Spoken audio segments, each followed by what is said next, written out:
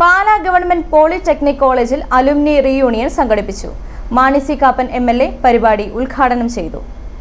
Pala government polytechnic കോളേജിൽ വെച്ച് നടന്ന യോഗം മാണി സി കാപ്പൻ എംഎൽഎ ഉദ്ഘാടനം ചെയ്തു. മറ്റുള്ളവരുടെ ദുഃഖങ്ങളിൽ നമ്മൾ പങ്കുചേരുകയും നമ്മുടെ ദുഃഖങ്ങളിൽ അഭിപ്രായം ചെയ്യുന്ന ഒരു സംവിധാനമാണ് അലുമിനി അസോസിയേഷനുകളുടെ കുടുംബയോഗങ്ങൾ ഇതിലൂടെ കാണുന്നത്. ബുക്സിന്റെ കാര്യം പറഞ്ഞത് എംഎൽഎ ഫണ്ടിൽ നിന്നും പോരാട്ടങ്ങളുടെ ബുക്ക് തന്നേക്കാം. ഞാനിപ്പോൾ ചെറിയ കുട്ടികളോട് പറയുകയില്ല, തോമസ് ആൽവ എഡിസന്റെ പുസ്തകത്തിൽ ഒരു അധ്യായം കൊടുക്കുക. അദ്ദേഹത്തെ കുറിച്ച് തന്നെയാണ്. അദ്ദേഹം ഒരു തീരെ പാവപ്പെട്ട കുടുംബത്തിലാണ് ജനിച്ചത്. പിതാവ് ഒരു പോർട്ടറായിരുന്നു.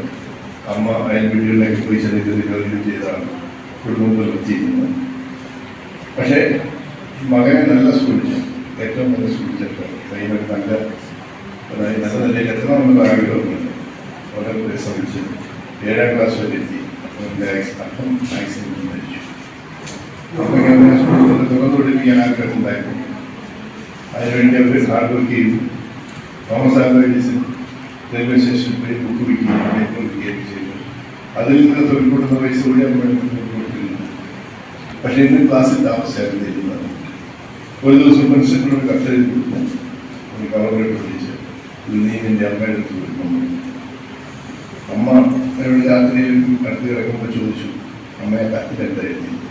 Municipal chairman Shaju V Thuruthan അധ്യക്ഷനായിരുന്നു. Kalamassery SI TTTR joint director Ani Abraham മുഖ്യാതിഥിയായിരുന്നു. Stephin Benny, doctor Pradeep Kumar, alumni association president Fonsi P Scaria, Santhosh Joseph, Renubi Jose, MS Sanal, doctor Dindo Sunny തുടങ്ങിയവർ പ്രസംഗിച്ചു. അവാർഡ് വിതരണവും ആദരിക്കലും സംഗമത്തിനോടനുബന്ധിച്ച് നടന്നു. i4U news, Pala.